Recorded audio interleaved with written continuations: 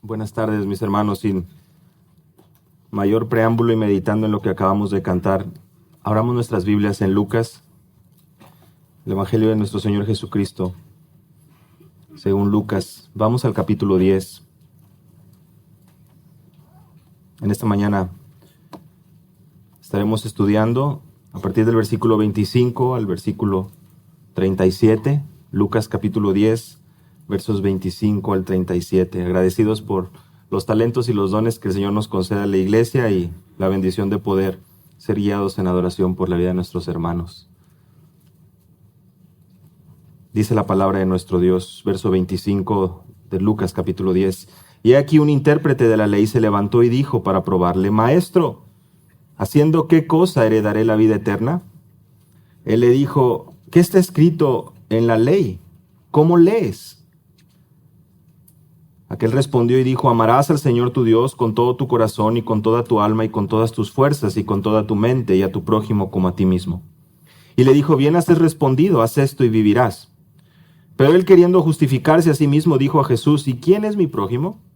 Respondiendo Jesús dijo: un hombre descendía de Jerusalén a Jericó y cayó en manos de ladrones, los cuales le despojaron e hiriéndole se fueron, dejándole medio muerto. Aconteció que descendió un sacerdote por aquel camino y viéndole pasó de largo. Asimismo un levita, llegando cerca de aquel lugar, viéndole pasó de largo. Pero un samaritano que iba de camino vino cerca de él y viéndole fue movido a misericordia. Y acercándose vendó sus heridas, echándoles aceite y vino y poniéndole en su cabalgadura, lo llevó al mesón y cuidó de él. Otro día, al partir, sacó 2 denarios y los dio al mesonero y le dijo: cuídamele, y todo lo que gastes de más yo te lo pagaré cuando regrese. ¿Quién pues de estos 3 te parece que fue el prójimo del que cayó en manos de los ladrones? Él le dijo: el que usó de misericordia con él. Entonces Jesús le dijo: ve y haz tú lo mismo. Oremos. Señor, en esta mañana continuamos agradeciéndote y meditando en lo que acabamos de cantar. Venimos ante tu palabra, Señor, realmente orando, cantando, Señor, rogando que sea esta la que habla en nuestros corazones. No queremos consejo de hombres, no queremos palabras de hombres, no queremos elocuencia, no queremos simples historias, ilustraciones, bromas, chistes, palabras de motivación. Estamos cansados, hartos, estamos en un sentido desesperados, Señor, al ver el consejo de este mundo, al ver almas caminando hacia el mismo infierno, siendo dirigidas por palabras y filosofías de hombres, y aún, Señor, mirando nuestras vidas hacia atrás de igual manera, meditando, Señor, en cómo tú nos has hablado a través de tu palabra y nos has traído de muerte a vida. Y es nuestra oración, Señor, que tu palabra ser expuesta, al ser leída, estudiada, al prestar nosotros atención a este libro divino, inspirado por ti, podamos venir al conocimiento de la verdad, a ser transformados de gloria en gloria, a ser encaminados a vidas santas que proclamen con denuedo tu verdad hasta llenar la tierra, Señor, con tu mensaje, con tu proclamación, con tu evangelio, aún hasta lo último de la tierra. Te agradecemos, Señor, y rogamos, por favor, que nos permitas prestar atención a tu verdad. En el nombre de Jesús. Amén. Amén.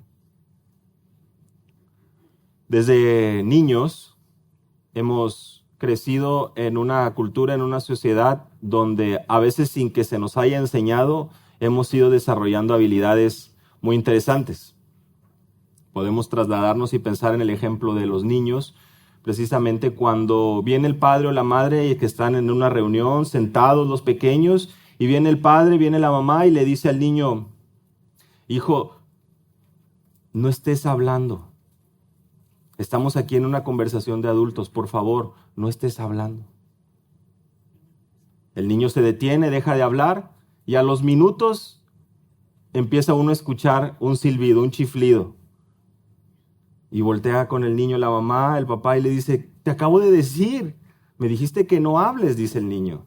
Pues yo estoy chiflando, no estoy hablando. Estoy silbando, no estoy hablando. Esa habilidad para poder ir y darle interpretación o reinterpretación al mensaje. Hijo, no te vayas a salir a la calle.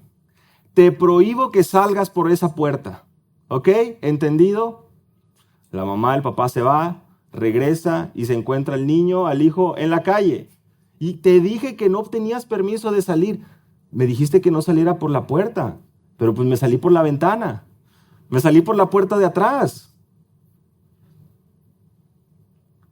Llegamos a un punto como sociedad donde vemos cómo otros practican el mal, cómo otros mienten, cómo otros se salen con la suya, cómo otros, bueno, pensemos en el mismo ejemplo desde niños en la escuela. Copian durante el examen, les va bien, es decir, son deshonestos y les va bien. Y llega un punto que nosotros mismos decimos, al ser confrontados, ¿por qué hiciste eso? Es que otros lo están haciendo. Es que otros lo hacen. Hemos desarrollado un hábito y una habilidad para tomar los mandatos, tomar las instrucciones y acomodarlos a nuestra conveniencia. Y es algo que, de hecho, pues tal vez algunos serán más hábiles que otros, pero crecimos así, crecimos de alguna manera buscando la satisfacción personal, salirnos con la nuestra.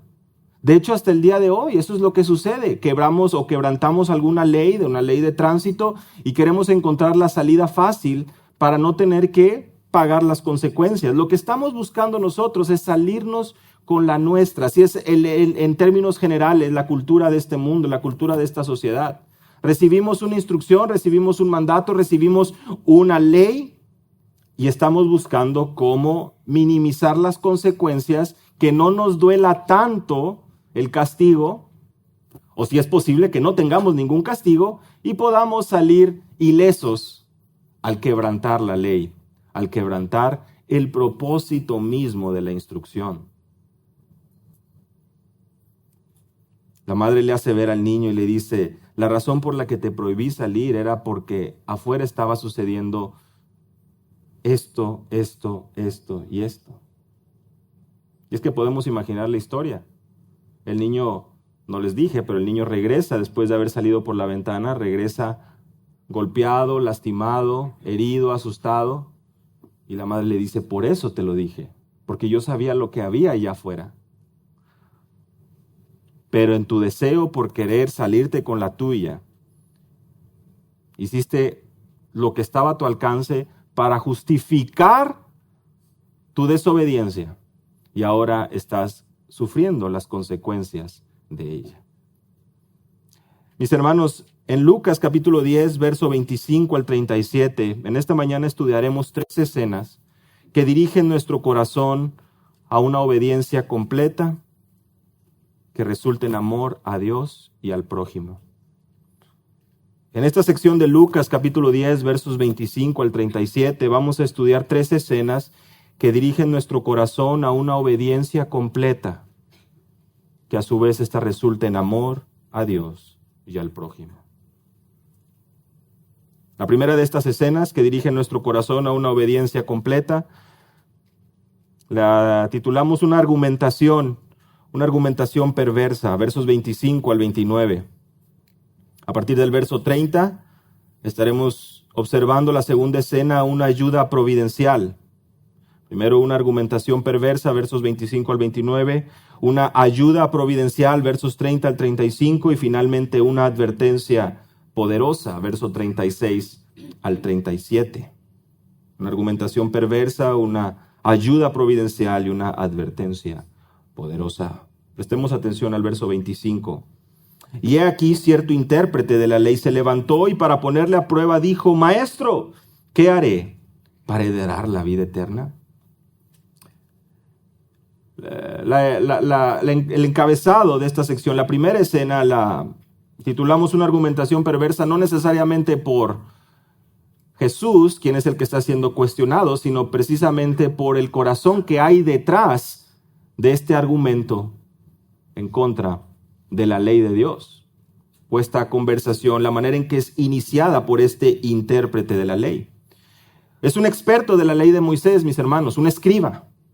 Este intérprete de la ley, esta manera en que Lucas nos presenta esta sección, he aquí un intérprete de la ley, nos hace prestar atención, una indicación de darnos cuenta cómo esta sección va a tener una relevancia, una importancia que debe de llamar nuestra atención a tal grado de que nos enfoquemos, porque acaba de llegar a la escena un experto, una persona que en aquel momento podía ser considerada como un ilustre, como una persona sabia, una persona que conoce, que realmente tiene el respeto de la gente. Desafortunadamente, a la luz de lo que leemos en el Evangelio de Lucas, sin necesidad de ir a todos los evangelios, pero sabemos que este es el mensaje que vemos en cada uno de ellos. Los intérpretes de la ley han desechado los designios de Dios. Tanto los fariseos, Lucas 7, verso 30, los fariseos y los intérpretes de la ley desecharon los designios de Dios respecto de sí mismos, no siendo bautizados por Juan. Una generación que no entendió el tiempo de su visitación en el contexto ahí de Lucas capítulo 7. Una generación y un liderazgo religioso que aquel momento estaba de cierta manera teniendo el control de la sociedad, pero que estaba tan involucrado, tan ensimismados, tan centrados en su propia religión, que habían tomado libertades que no les correspondía, como vamos a ver en un momento. Este intérprete de la ley también de cierta manera está representando en el corazón de un grupo prestigioso de, podemos decir así, académicos o reconocidos sabios del tiempo o de aquel momento, a los cuales nuestro Señor Jesús también, Lucas capítulo 11, verso 46, les hace ver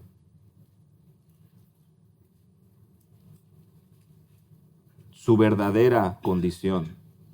Verso 46 de Lucas 11, ay de vosotros también, intérpretes de la ley, porque cargáis a los hombres con cargas que no pueden llevar, pero vosotros ni aun con un dedo las tocáis.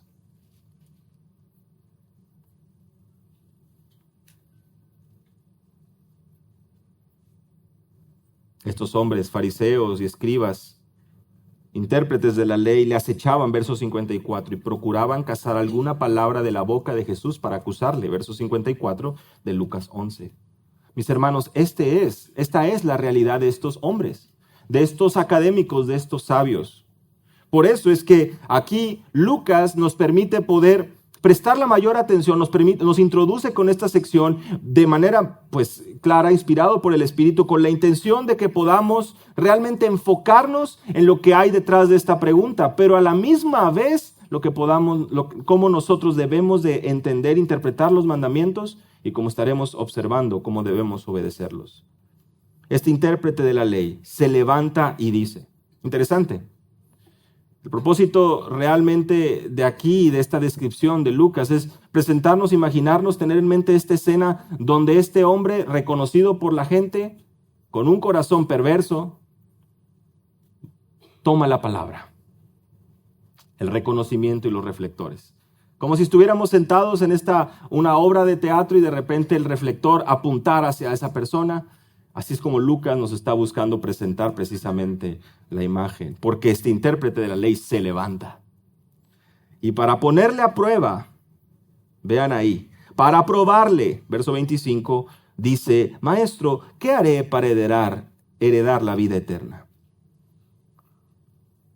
La intención es clara, poner a prueba a Jesús, presentarle un cuestionamiento que de cierta manera traería dificultad al contestar o rechazo de la audiencia o presentar alguna controversia ahí. Pero bueno, veamos ahí, prestemos atención. El escriba, el intérprete de la ley le dice maestro. Le reconoce como una persona con autoridad. Le reconoce como alguien que tiene algo que enseñar. Muestra respeto a este hombre. No está siendo tampoco irrespetuoso. Es decir, de manera externa, con sus palabras, él está haciendo ver que respeta a Jesús. Y pensemos un poco cómo es que hemos llegado a esta sección. Hace unos domingos atrás, al estar estudiando precisamente los versos 13 al 16 recordábamos los ayes, estos lamentos, esta condenación a las ciudades que habían de cierta manera externamente aceptado a Jesús. Vean ahí en el capítulo 10, verso 13. Ay de ti, Corazín, ay de ti, Betsaida, que si en Tiro y en Sidón se hubieran hecho los milagros que se han hecho en vosotras, tiempo ha que sentadas en cilicio y ceniza se habrían arrepentido. Y tú, Capernaum, que hasta los cielos eres levantada, verso 15, hasta el Hades serás abatida. ¿Recuerdan ustedes? En aquella ocasión comentábamos cómo estas ciudades cercanas a Capernaum, Corazín, Betsaida, habían sido testigos de los milagros de Jesús. Y cómo de manera externa habían recibido, habían aceptado, habían tenido un momento agradable, amable, cortés con Jesús. Y cómo eso no tiene ningún valor a los ojos de la eternidad, pues Jesús les dice, si ciudades como Tiro y Sidón, si ahí se hubieran hecho los milagros que se hicieron en ustedes, en vosotras, también hace tiempo que se habrían arrepentido. Un arrepentimiento genuino es lo que nos está marcando ahí. Mis hermanos, aún y que los intérpretes, los fariseos y los mismos habitantes de ciudades como Corazín, Betsaida, de pueblos y lugares como Capernaum, aún y que mostraran empatía o mostraran cierta aceptación del mensaje, eso realmente no dice mucho. De palabras, de boca, de aceptación simplemente externa, pues en cierta manera estamos llenos. En la tierra hay tantos que simpatizan, tantos que hablan, tantos que pueden tener un mensaje agradable, correcto, que pueden usar la Biblia para tomar ciertos principios. Pero como estaremos observando y como ya hemos leído, hay algo más que es demandado de aquellos hijos de Dios. Y hay una distancia entre esa aceptación y esa cortesía y la acción, y el compromiso, y la entrega. Maestro, ¿qué haré para heredar la vida eterna? Una pregunta importante. Y desde su punto de vista, con implicaciones, me refiero al pueblo, en cuanto a la sociedad y al pueblo y a los religiosos de aquel momento, implicaciones escatológicas. Ellos están pensando en el futuro, la vida eterna. ¿Cómo puedo estar seguro de ser salvo? ¿Cómo puedo estar seguro de no ser quemado, de no morir en el infierno, de no ser exterminado en un sentido, de no ser, dependiendo pues por supuesto las creencias de aquel momento, pero de no perecer en el Hades, de no ser castigado, de no estar alejado de Dios? Es una pregunta que muchos se han hecho a lo largo de la historia de la humanidad. De hecho, yo creo que es una de las grandes preguntas que los hombres y los sabios han estado buscando contestar de diversas maneras a lo largo de la existencia. A más de uno de los presentes seguramente le suena esta pregunta, le suena y le resulta un tanto familiar, porque Lucas capítulo 18, verso 18, también conocido como hombre o joven rico, un hombre principal, le hace esta misma pregunta. Maestro bueno, ¿qué haré para heredar la vida eterna? Es decir, en al menos un par de ocasiones tenemos registrado en los evangelios que esta pregunta resulta ser una duda o una interrogante de la sociedad en aquel momento.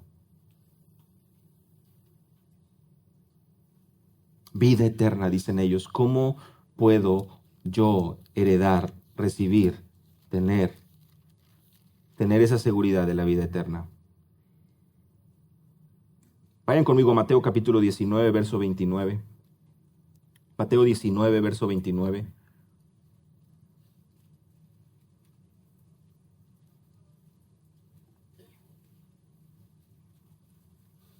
Voy a leer a partir del verso 28, Mateo 19, verso 28 y 29. Y Jesús les dijo: de cierto os digo que en la regeneración, cuando el Hijo del Hombre se siente en el trono de su gloria, vosotros que me habéis seguido, también os sentaréis sobre 12 tronos para juzgar a las 12 tribus de Israel.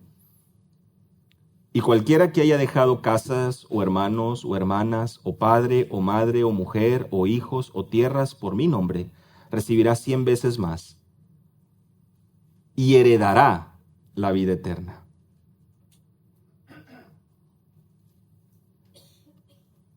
Heredar la vida eterna se ha convertido en ese cuestionamiento, en esa duda, en esa motivación para vivir, en ese deseo de poder resolver esa duda. Y nuestro Señor Jesús, dirigiéndose a los 12, les habla acerca de una escena sumamente gloriosa, poderosa, que en un sentido nos debe hacer a nosotros mismos meditar en nuestro corazón y temblar, porque vendrá, dice nuestro Señor Jesús, que en la regeneración el Hijo del Hombre se sentará en el trono de su gloria. En un trono que no se compara con ningún trono de esta tierra. Pero qué difícil es para nosotros el poder imaginar ese momento cuando tenemos tanto a nuestro alrededor que busca llamar nuestra atención. El viernes en la reunión con los jóvenes profesionistas estábamos precisamente estudiando la realidad de cómo la fe y la santidad van de la mano, cómo nuestras convicciones son aquellas que van dando ese fundamento para que nuestro comportamiento, para que nuestra vida genuinamente vaya apuntando hacia nuestra ciudad celestial. Filipenses 3:20, somos ciudadanos del cielo, peregrinos y extranjeros, en palabras del apóstol Pedro. Y si verdaderamente somos ciudadanos del cielo, si verdaderamente somos peregrinos y extranjeros, dejar casas, hermanos, hermanas, padre, madre, mujer, hijos, tierra, lo que sea, por el nombre del Señor, tiene todo el sentido del mundo. Y no estamos hablando de una falta de respeto a nuestra familia, no estamos hablando de una irresponsabilidad al vivir en esta tierra. Estamos hablando que comparado a nuestro amor y nuestro compromiso por el Señor, todo lo demás no tiene realmente valor alguno. Nuestra vida en esta tierra no tiene ni la importancia tal, ni se ha convertido en nuestro ídolo o en aquello que conduce o que motiva todo lo demás en nuestra vida diaria, sino que realmente nuestro corazón está tan enfocado en Él, en su gloria, en ese trono glorioso y en ese momento donde nuestros cuerpos de muerte serán transformados. Anhelamos tanto ese momento que todo lo demás que se oponga a Él y esté a nuestro alrededor no tiene ese valor. Comparado a Él, no hay nada más glorioso y hermoso. Nuestro Señor Jesús lo deja muy claro. Un compromiso total y una vida completamente entregada a Él es la vida que será recompensada, que recibirá este tremendo galardón. Es el punto. El que haya dejado absolutamente todo. Y por supuesto, lo hemos estudiado con anterioridad. Y es precisamente el contexto de ese amor que está por encima de todo lo demás. Versículo 26, regresando a Lucas capítulo 10. Y él le dijo, hablando de Jesús, respondiendo a la interrogante de este escriba, de este intérprete de la ley, ¿qué está escrito en la ley? ¿Qué lees en ella? Mira qué interesante es que Jesús le apunta a la ley, le apunta a la escritura, apunta a la revelación de Dios para su pueblo. Jesús le dice, ¿qué sabemos que pide Dios? En otras palabras, ¿qué es lo que tú lees en la revelación de Dios? ¿Qué es lo que tú sabes que Él está pidiendo? ¿Qué es lo que tú sabes que Él demanda? Seguro este hombre la conoce tan bien. Y Jesús le quiere hacer ver que Él no tiene ninguna justificante y que Él no es ningún ignorante de aquello que es requerido para el hombre y para que éste herede y reciba este precioso galardón, la vida eterna. Versículo 27, respondiendo él, hablando otra vez del escriba, dijo, amarás al Señor tu Dios con todo tu corazón, con toda tu alma y con toda tu fuerza y con toda tu mente y a tu prójimo como a ti mismo. Realmente el hombre está respondiendo su pregunta. Y él cita Deuteronomio capítulo 6, verso 5 y Levítico capítulo 19, verso 18. Podemos ir ahí rápidamente, Deuteronomio capítulo 6, verso 5. El día de ayer, en el estudio de matrimonios, estuvimos en este capítulo, estuvimos en esta sección. De hecho, ayer les comentaba que hoy íbamos a estar expandiendo un poco. Verso 5 del capítulo 6 de Deuteronomio. Desde el verso 4, oye Israel, Jehová, Yahweh, nuestro Dios, Jehová uno es, y amarás a Jehová tu Dios de todo tu corazón y de toda tu alma y con todas tus fuerzas. Ese es el compromiso que tenía el pueblo. Y ese es el compromiso que el pueblo tenía para continuar instruyendo a la siguiente generación. Levítico capítulo 19, verso 18.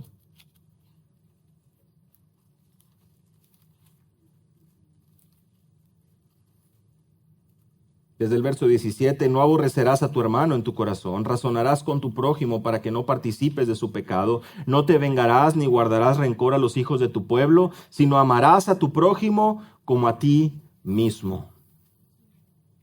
El resumen es un amor total, es un amor sincero a Dios y al prójimo.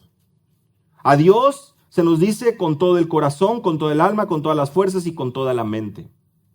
Y hermanos, no es un pasaje que está buscando a nosotros darnos la idea de cómo estamos constituidos.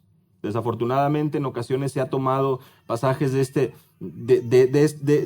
este sentido para decir, es que estamos divididos en corazón, en alma, en fuerza, en mente. Y ahí es donde llega un gran problema también, porque ahí es donde se nos explica, de acuerdo a ciertas perspectivas equivocadas, bueno, es que el corazón, el alma, pues es saciada y es alimentada por la palabra. Y la fuerza, pues la comida, el gimnasio, el cuerpo. Y la mente, pues para eso es que está la psicología, ¿verdad? Para que pueda tratar con la mente. Entonces tenemos ya esas áreas, y algunos a lo mejor argumentarían que hasta estamos divididos en 4, que es equivocado, hermanos, no es así.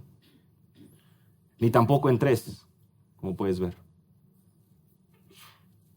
El dar lugar al mundo y a la sabiduría de este mundo para que venga a sembrar esas dudas en el corazón y esas falsas enseñanzas es un peligro tremendo. Porque tanto la mente como el corazón como el alma nos está apuntando a nuestra parte inmaterial. Porque no hay absolutamente nada que este mundo pueda ofrecernos para saciar nuestra verdadera necesidad. Y nada que este mundo pueda hacer para cambiar de manera genuina el corazón del hombre. Sí, puede haber síntomas que pueden ser tratados. Sí, puede haber calmantes que puedan permitirte dormir, descansar, pero solo de manera temporal. Porque el único remedio para el corazón del hombre radica en la palabra de Dios. Y esta es precisamente a la que acudimos en momentos de dificultad. Y sí, por supuesto, estamos constituidos también de un cuerpo físico y por eso es que necesitamos ver médicos. No estamos en contra de eso, mis hermanos. Pero médicos,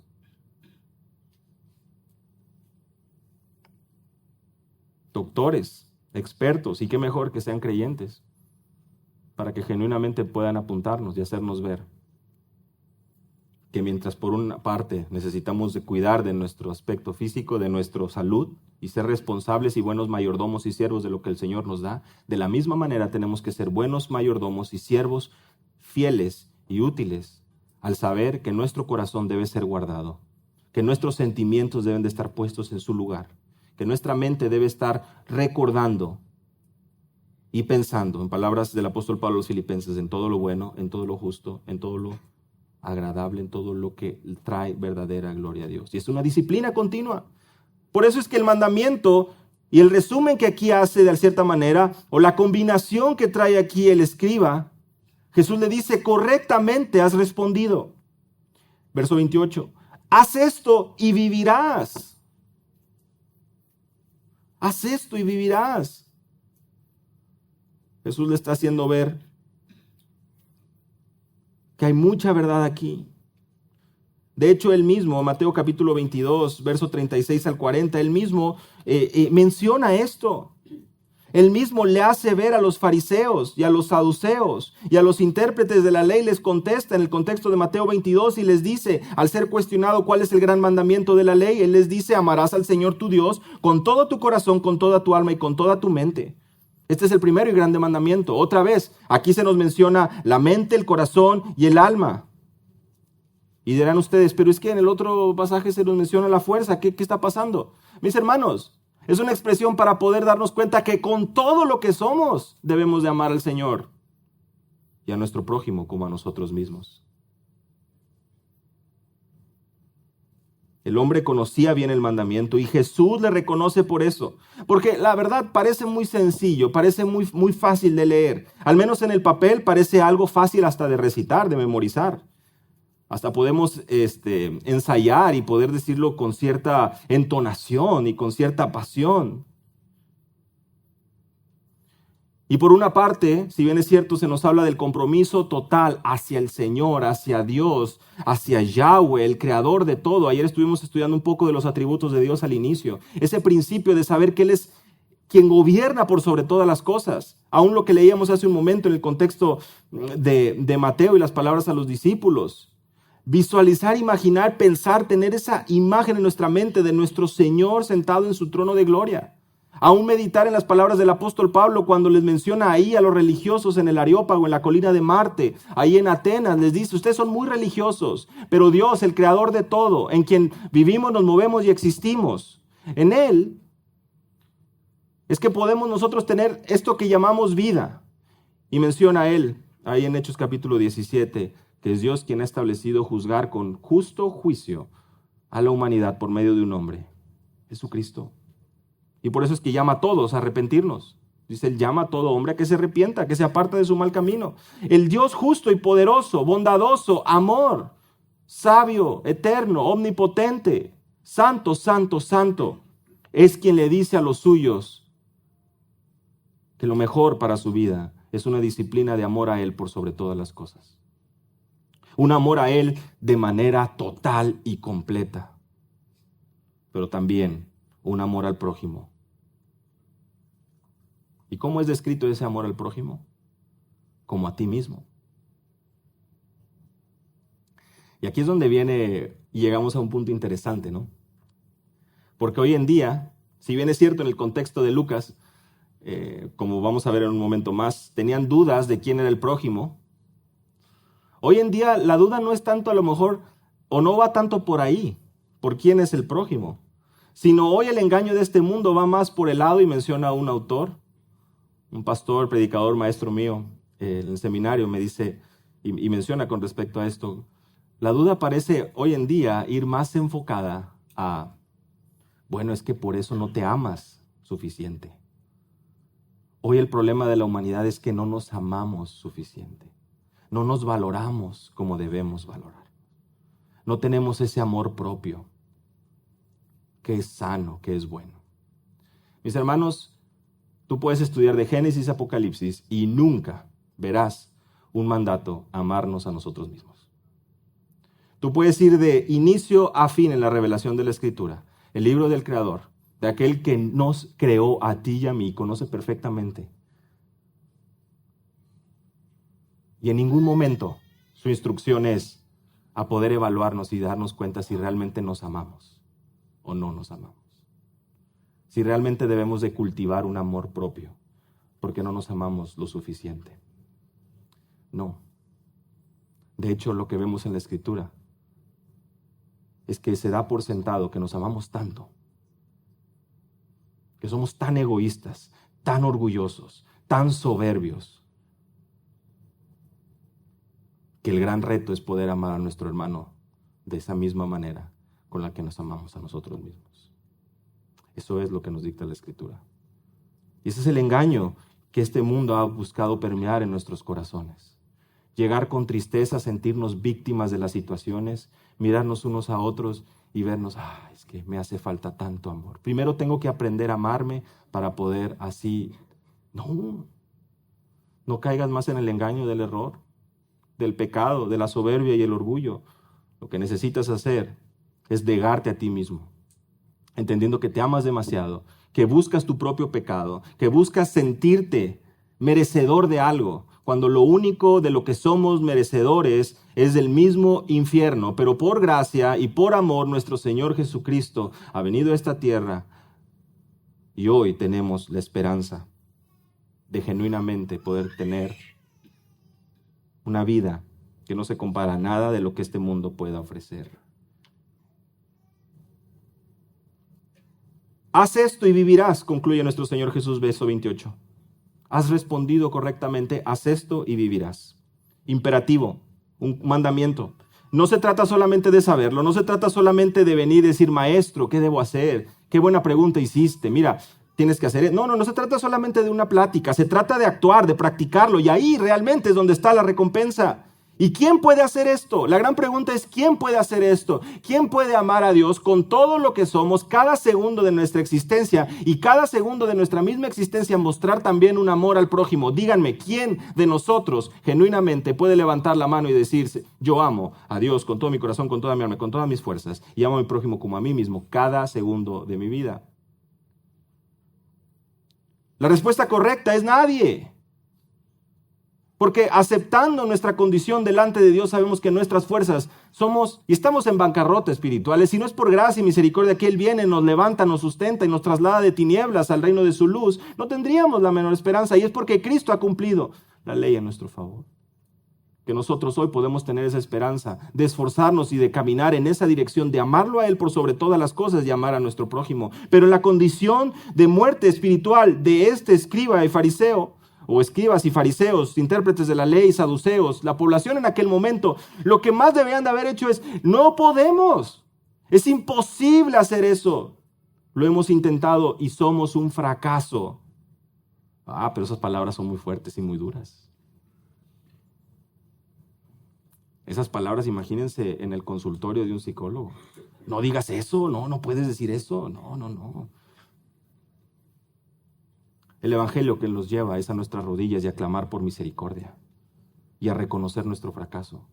Pero lo que quiere el diablo es que no podamos tener esa humildad, sino que vengamos y resurjamos como el ave fénix. Y en nuestras fuerzas sigamos pensando que podemos lograr algo. Nada más lejos de la realidad. A la luz de la Escritura, no se trata solamente de saberlo, se trata de practicarlo, pero nadie lo ha podido practicar, solamente uno. Esto es lo que había logrado la tradición religiosa, hermanos. Amar a conveniencia. Elegir precisamente. Nadie puede evaluar cuánto amo yo a Dios, podrán decir en aquel momento. Nadie está ahí viendo mi corazón y realmente dándose cuenta si amo a Dios. Más bien puede ver mis acciones. Y pues yo estoy en el templo, yo estoy estudiando la ley. Seguramente a los ojos de la gente se ve que yo amo a Dios por encima de todas las cosas. Pero amar a mi prójimo, pues la única manera que podamos ser aprobados, podían decir los fariseos, los saduceos, los escribas, la única manera que la gente a nuestro alrededor pueda ponernos una marquita, un 100 de calificación, es si nosotros decidimos quién va a ser nuestro prójimo. Porque si yo decido quién es mi prójimo, va a ser más fácil. Elijo amarte a ti, a ti y a ti, pero a este y a esos no los amo, porque no son mi prójimo. En otras palabras, la manera de poder justificarse delante de la gente, una manera rápida y sencilla, simplemente radicaba en elegir a conveniencia quién sería nuestro prójimo. Lo que en esencia es un mandamiento que demanda total y completa obediencia, el hombre lo había convertido en una obediencia que cede a la ocasión. Ese mandamiento que demanda un corazón completamente comprometido a él, el escriba y la sociedad y el liderazgo religioso de la época lo había convertido en una oportunidad de obedecer a conveniencia. Así como el ejemplo del niño que les daba al inicio. No, pero tú dijiste eso, pues si estoy haciendo caso. No especificaste. Me dijiste la puerta, yo por la ventana. Aquí dices mi prójimo, pues yo no creo que él sea mi prójimo, ¿verdad? Pero él sí. De hecho, versículo 29, pero queriendo él justificarse a sí mismo, dijo a Jesús, ¿y quién es mi prójimo? Ahí está. Él se quiere justificar. Y alguien se busca justificar precisamente cuando entiende que, se está poniendo aquí complicada la cosa. Él tampoco lo hace, ¿verdad? Así como el ejemplo también del inicio. Ellos tampoco lo hacen. Pues puede ser que estaba buscando la aceptación de la conducta que estaba siendo impartida por la autoridades religiosas. Pero mi hermano, tenemos un par de pasajes de Deuteronomio 10, 19 y Levítico 19, 33 y 34.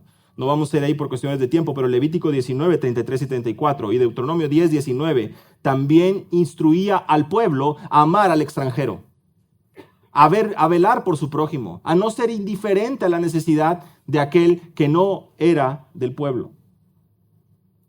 Y es que el ejemplo lo tenían ellos. Ellos mismos podían recordar y ver cómo en algún momento también ellos fueron extranjeros.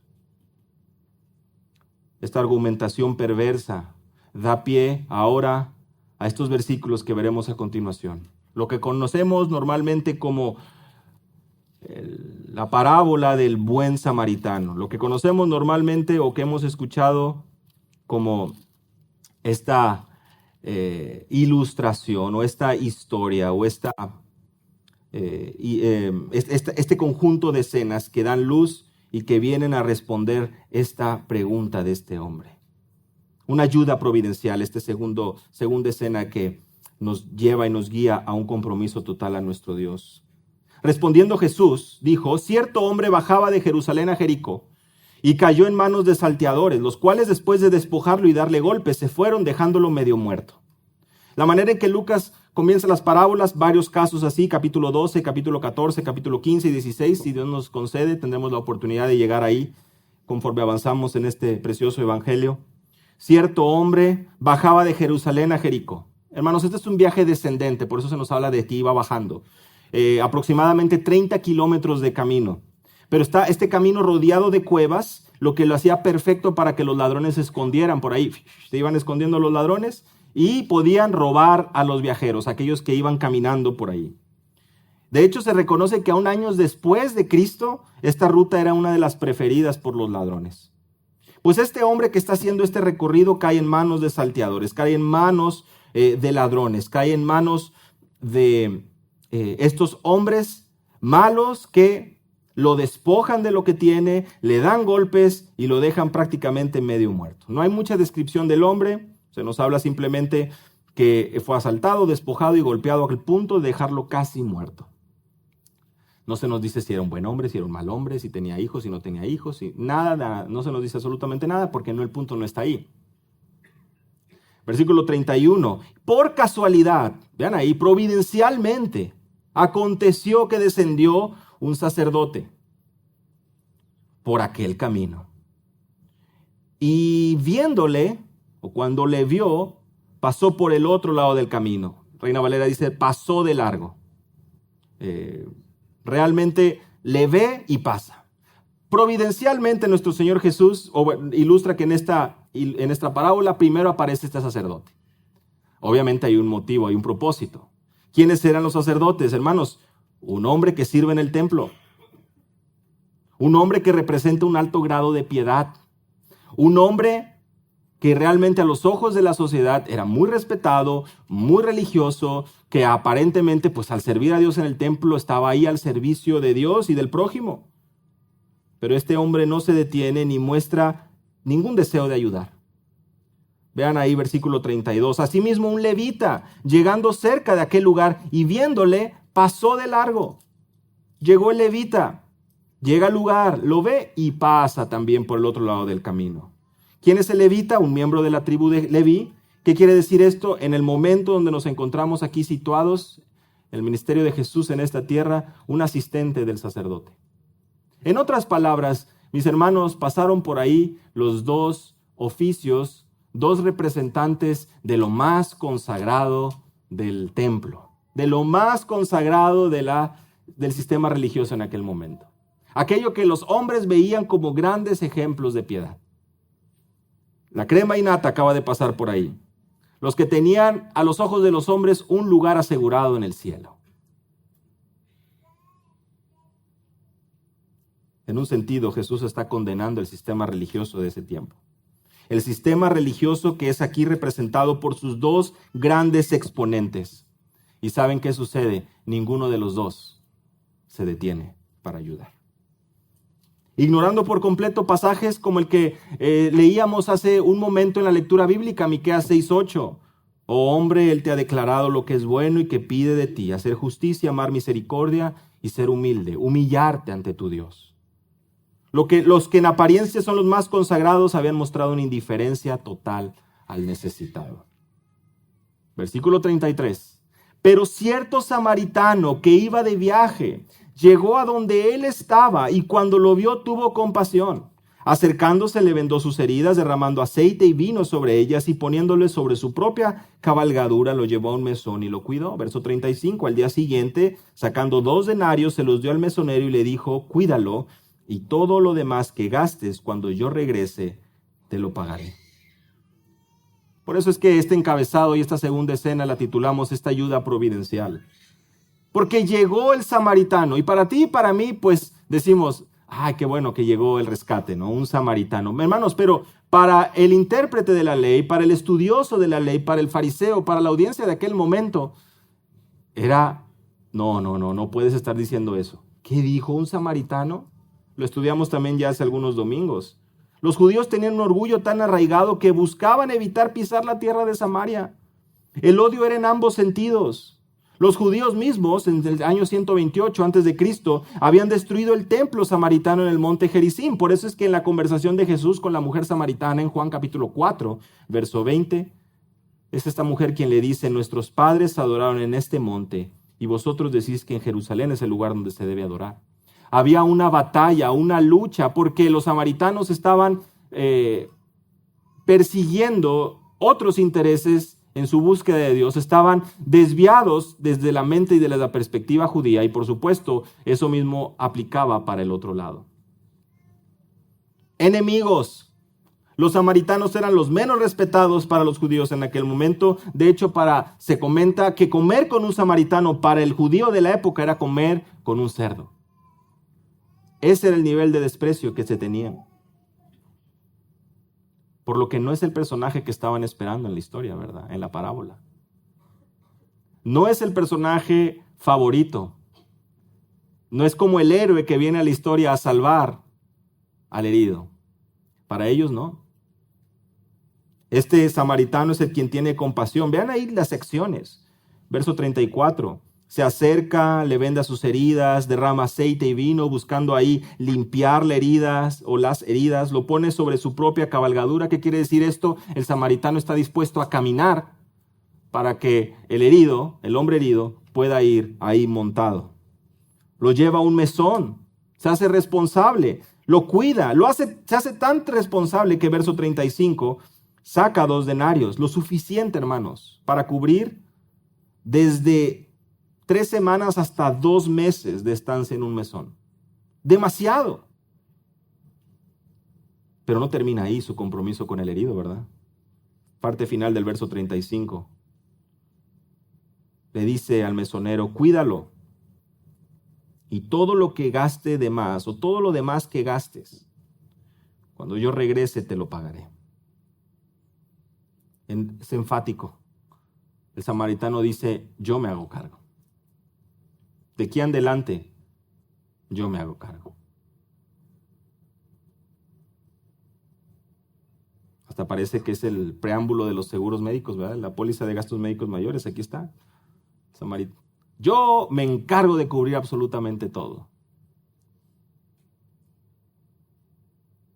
Pero a diferencia de lo que nosotros hoy conocemos con los seguros de gastos médicos, este hombre lo único que aportó fue estar herido, golpeado, y haberse atravesado en el camino de este hombre, que fue movido a misericordia.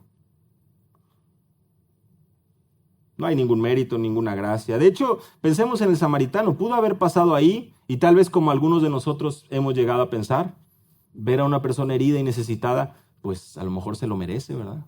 Un castigo de Dios. Seguramente no ha trabajado toda su vida como yo, y pues ya le tocaba sufrir.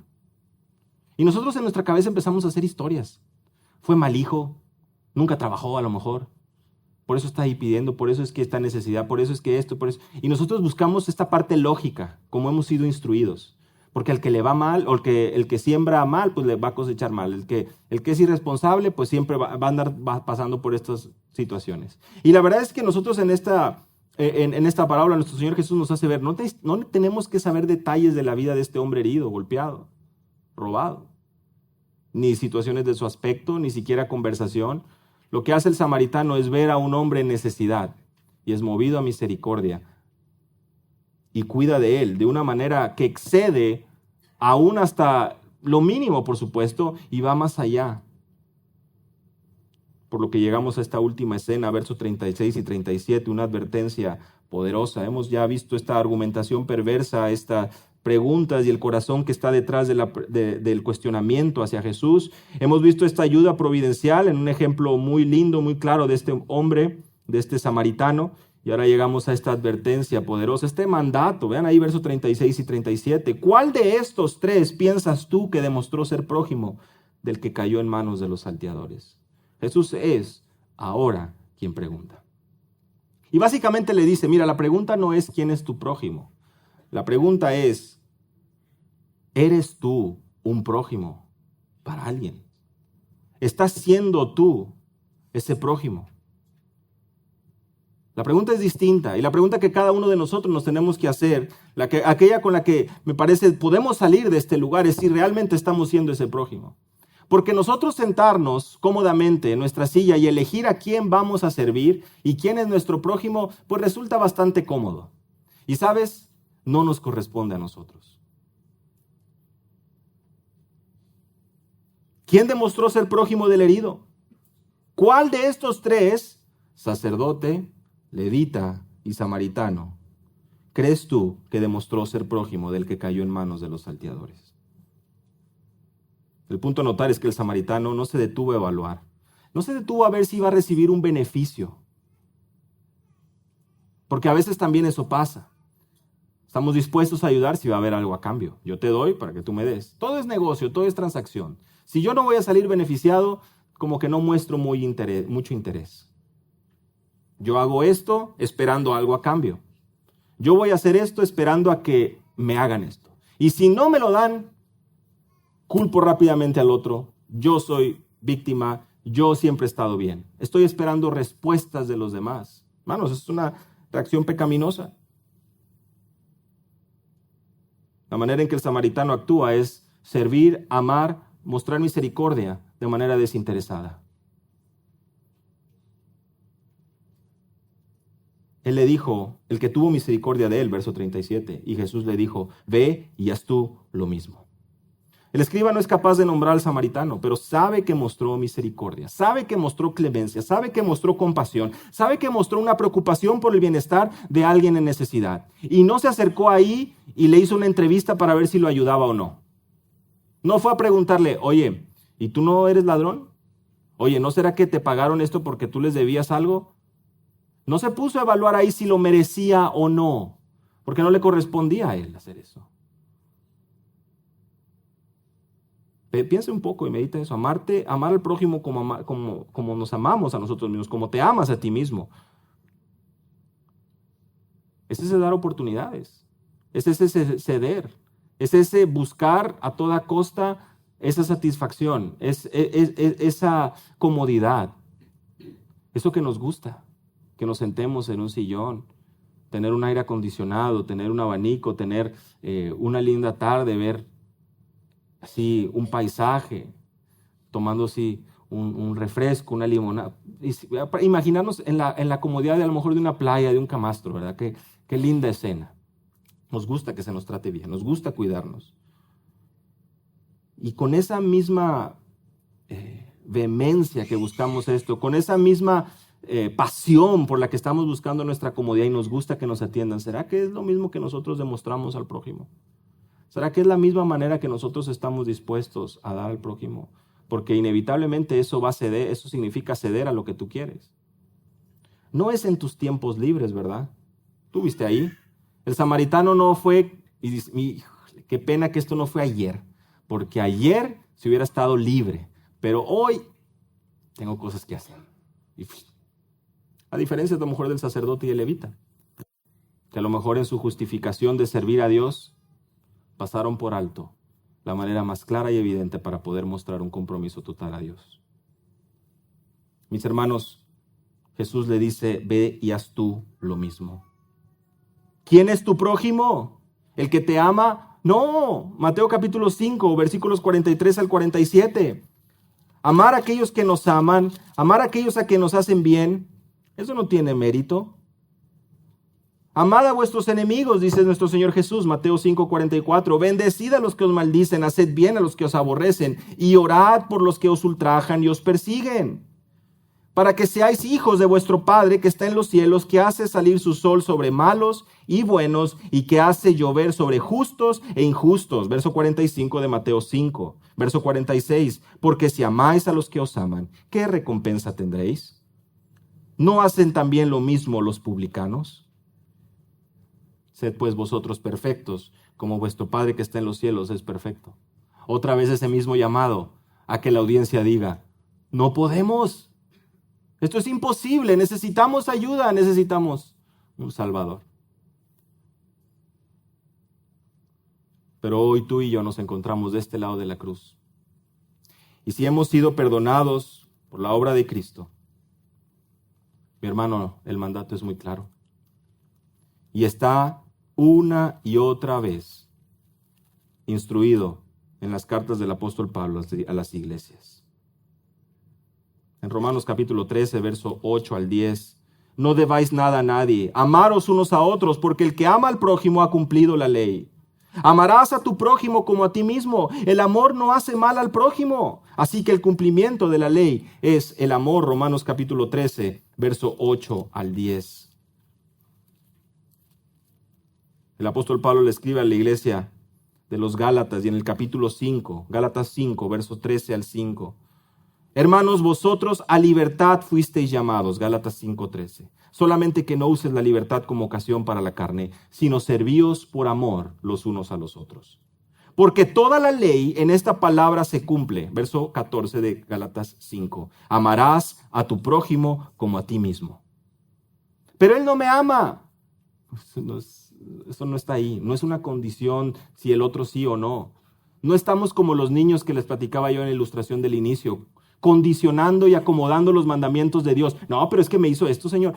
Tú no sabes lo que el Señor sabe. El Señor sabe lo que te hizo. El Señor no solamente sabe lo que te hicieron, lo que te hacen. Él sabe lo que te van a hacer. Y sabiendo eso, Él llama a los suyos a amar al prójimo. Tremendo, ¿no?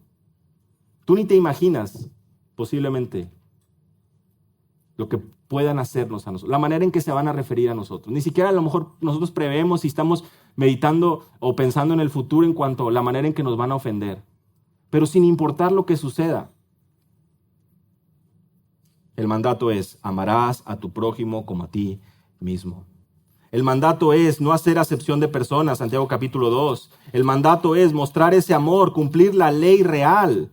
Aquella ley que viene de parte de nuestro Dios y que sabe que es lo mejor para nosotros.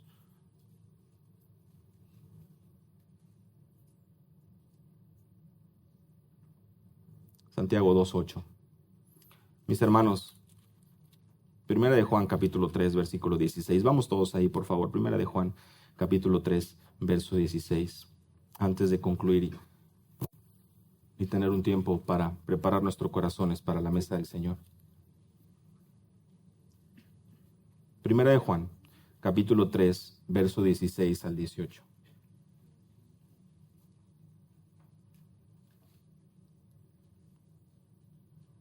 Voy a leer desde el verso 13. Hermanos míos, no os extrañéis si el mundo os aborrece. Nosotros sabemos que hemos pasado de muerte a vida, verso 14, en que amamos a los hermanos. Porque el que no ama a su hermano permanece en muerte. Verso 15. Todo aquel que aborrece a su hermano es homicida, y sabéis que ningún homicida tiene vida eterna permanente en él. En esto hemos conocido el amor, en que Él puso su vida por nosotros, también nosotros debemos poner nuestra vida por los hermanos. Pero el que tiene bienes de este mundo y ve a su hermano en necesidad y cierra su corazón contra él, ¿cómo mora el amor de Dios en él? Hijitos míos, no amemos de palabra ni de lengua, sino de hecho y en verdad.